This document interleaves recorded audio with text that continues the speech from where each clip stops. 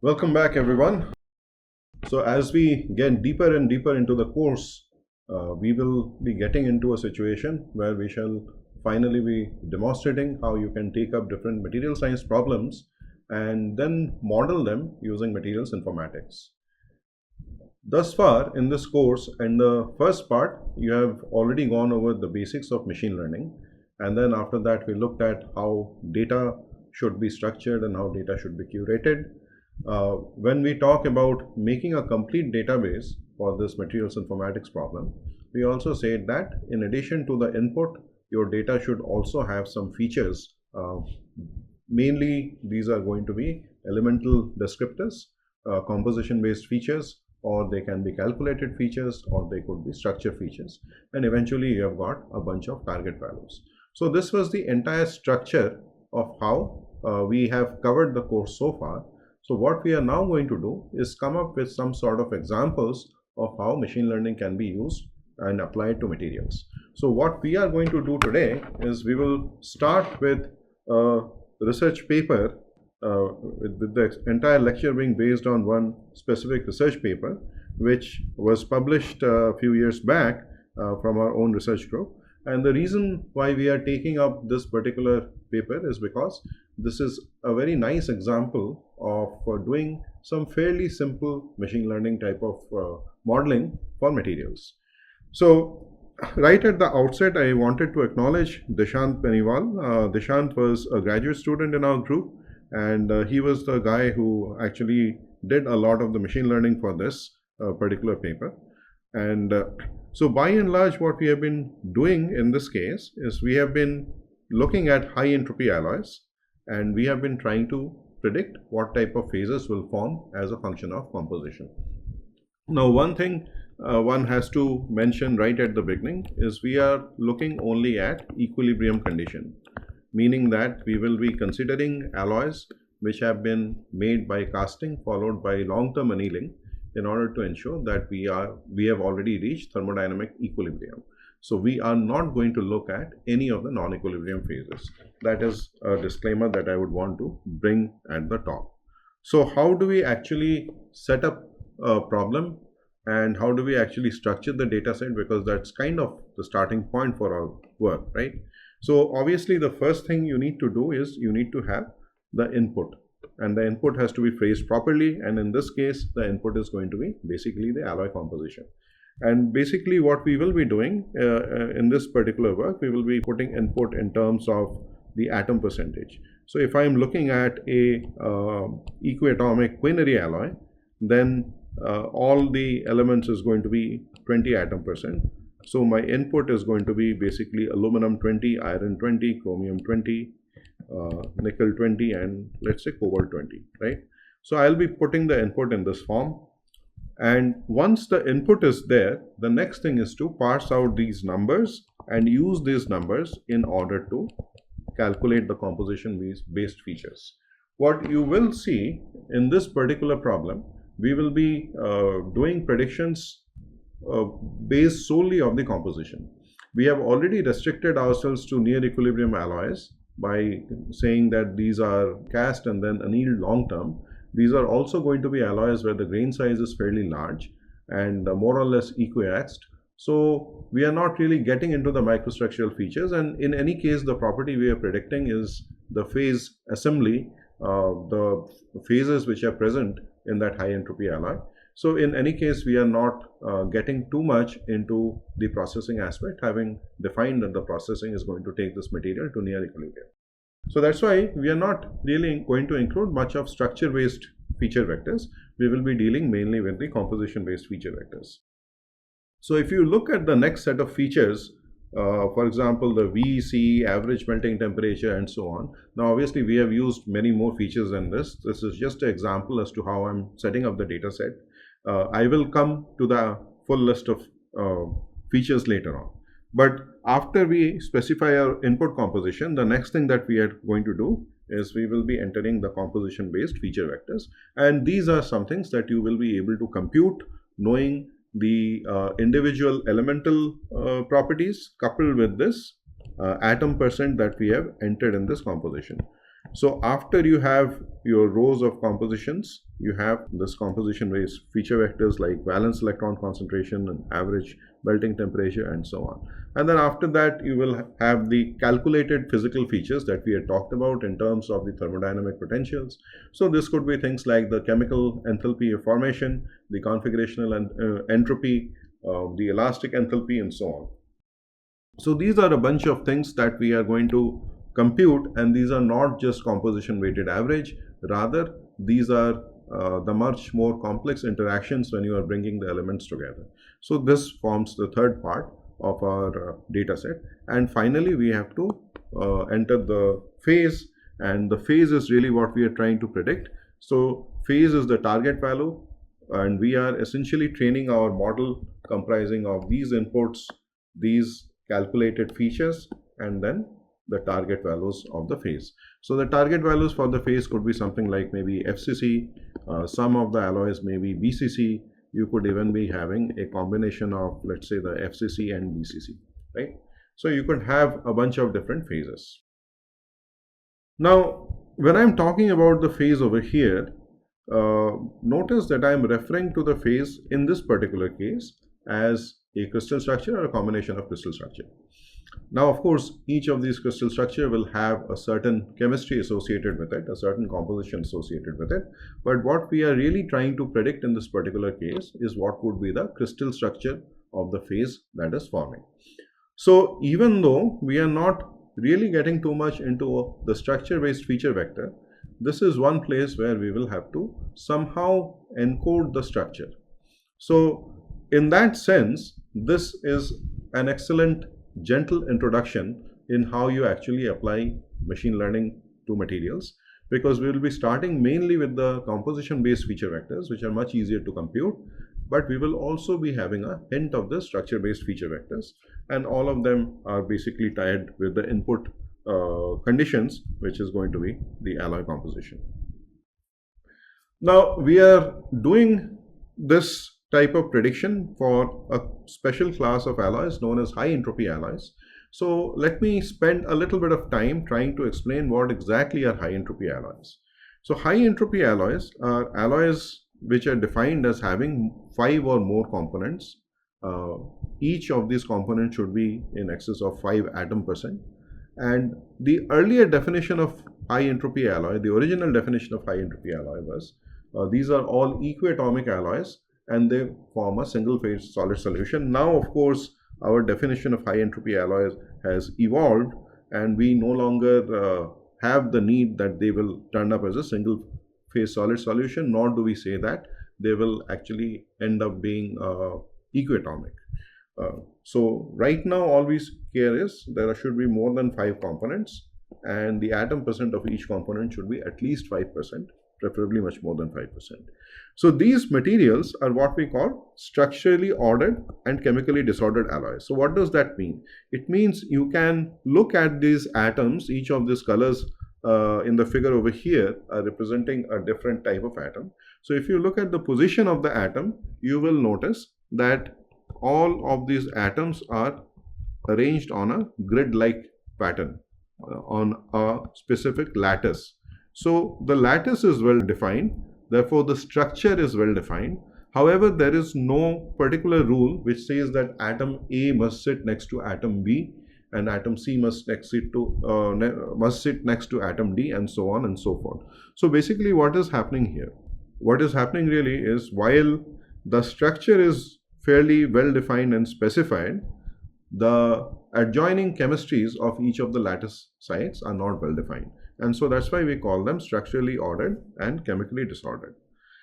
Now, as I mentioned, the current definition of high entropy alloy simply says that there should be 5 or more components. Each of them should be more than 5 atom percent, and then they can have multiple multiple phases. So you could be having multiple solid solutions, you could be having intermetallics, and so on. So when you have intermetallics, or let's say a combination of solid solution and intermetallics, the region over which you will be having ordered intermetallics may show some semblance of chemical order as well. Now, these alloys actually present a very interesting scientific curiosity, which comes from a Gibbsian perspective.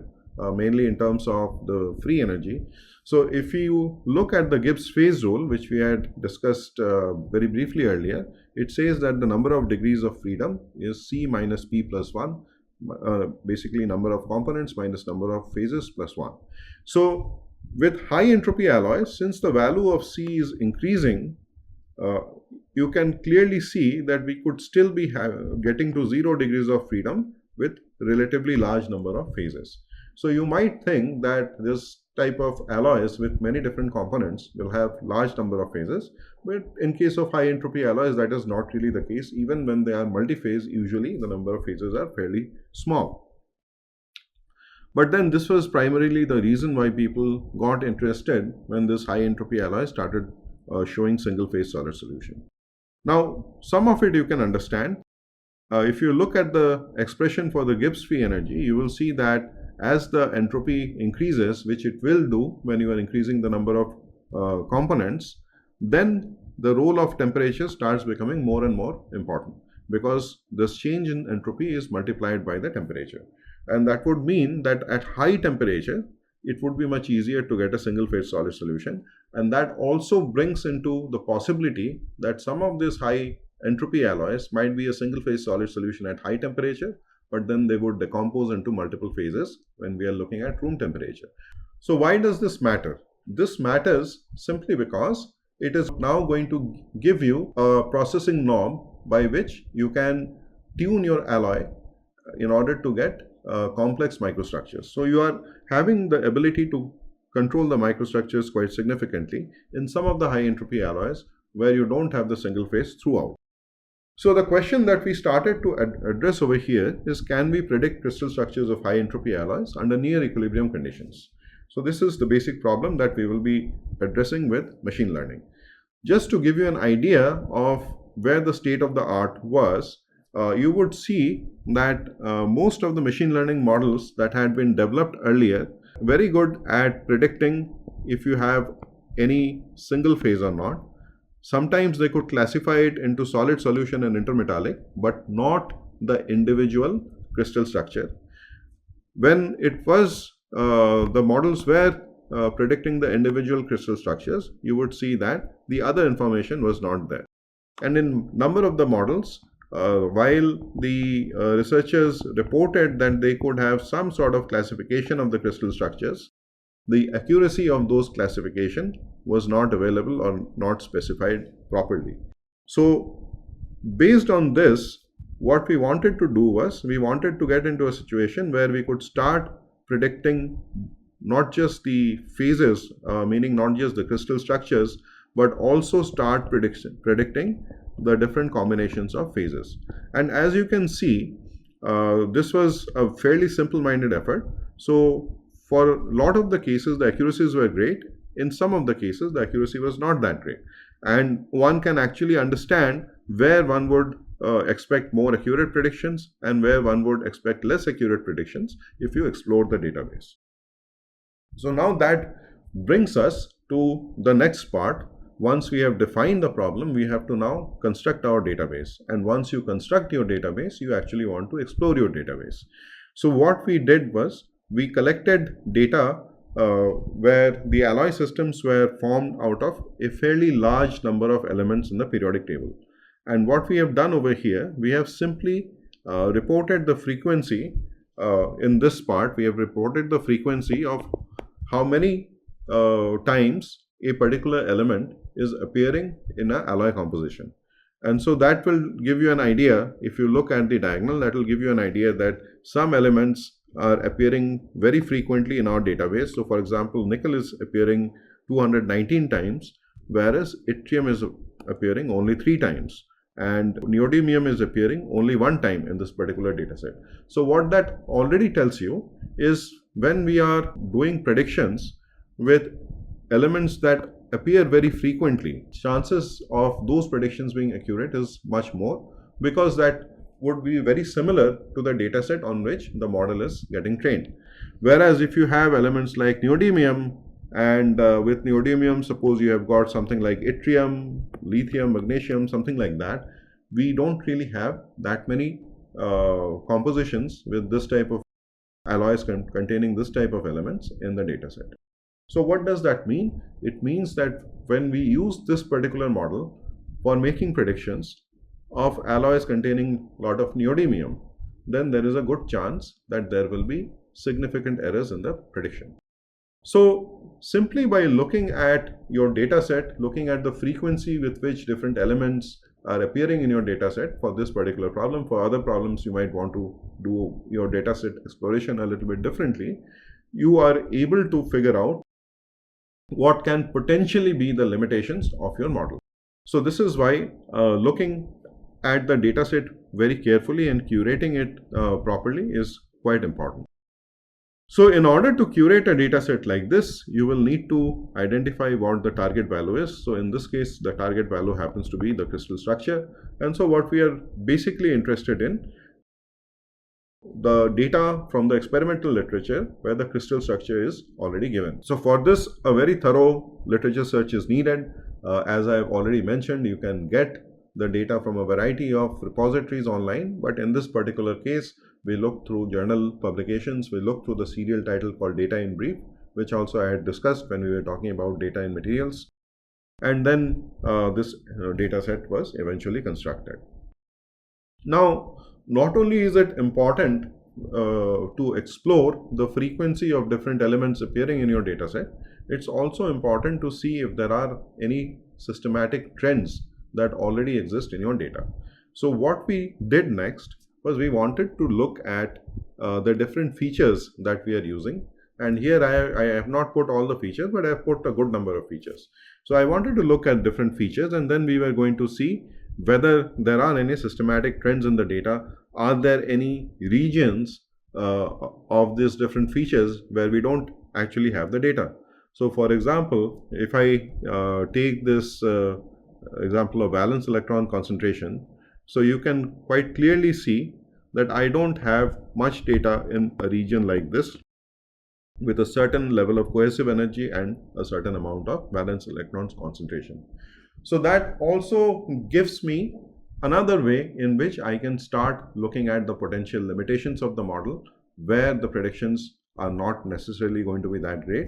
And then I can also identify the regions where I have a good amount of data and this data seems to be fairly well behaved. You can see that there is a fairly well-defined trend in these regions, right? In some cases, maybe you don't have that much of a trend, but you do have good amount of data which is clustered. So as long as I am doing predictions for materials which come in this region, chances are that the model predictions are going to be fairly robust as long as the model is trained properly. So this is really what I'm trying to do when I'm initially exploring the data set. And you can do an exploration like this with the features only once you have populated the data set by adding in the calculated features. Okay, so we talked about our input, which is the alloy composition. We talked about exploring the data set, not just by looking at the frequency of which the elements are appearing in the data set, but also how the features are distributed throughout the data set. Now the next thing we need to look at is our target value. So in this case, our target is going to be the crystal structure, right? So how do we denote the crystal structure in a fairly simple form? So there are different ways in which one can handle the crystal structure, but in case of the high entropy alloys, we kind of got lucky because primarily you end up having face-centered cubic and body-centered cubic crystal structures. Sometimes you might be having a combination of face-centered cubic and body-centered cubic. In addition to that, of course, there are high entropy alloys which show a hexagonal close-pack structure. Number of those alloys are less when you compare to the FCC and BCC alloys. So when we developed our model, we purposefully ignored the HCP type of alloys. That's something which our model cannot therefore predict. In addition to the solid solution crystal structures, you also have a bunch of intermetallics which can form, and some of them can be fairly complex intermetallics. Now, because these intermetallics have a fairly large diversity of fairly large diversity of crystal structures, it is a little challenging to actually define all of those structures. So what we did was we considered intermetallics as one class of structures because those are the ones which are more ordered compared to the FCC and BCC. So this turns out to be another limitation of this model, that I cannot predict the exact crystal structure of the intermetallic, but I can actually predict whether an intermetallic structure will form or not. So having decided that I really have three different unique types of crystal structure, the FCC, the BCC, and intermetallic, even though intermetallic is not really a crystal structure, that's like a class of structure that can form, meaning that you will have something which is chemically ordered, not chemically disordered like the FCC and BCC type of solid solution. So how do I go about defining it? What I do is I simply set up a vector like situation. So the vector has three components. One component I will call as the FCC component, one component is called as the BCC component, and then the third component is the intermetallic component. So if I have a 1, 0, 0 vector, it means that the alloy has a face-centered cubic solid solution like structure. It does not have any BCC structure, it does not have any intermetallic. In other words, the alloy is purely face-centered solid solution, face-centered cubic solid solution. If I have something like a 1, 0, 1 type of vector, it basically means that I have got a face-centered cubic solid solution. I do not have any body-centered cubic solid solution, but I do have one or more intermetallics forming. And similarly, if you have 1, 1, 1, it means all the three classes are present. The face-centered cubic solid solution is there, the body-centered cubic solid solution is there, and the intermetallic is there. So in a sense, we are using the crudest possible way of encoding the crystal structure. This is like your one-hot encoding type of situation. Okay. One thing, of course, you realize that we cannot have a data point with a vector 0, 0, 0, because it would mean that neither of the crystal structures or neither of the crystal classes that we are trying to predict in this particular case is present in the alloy. So that is something that you have to keep in mind as well.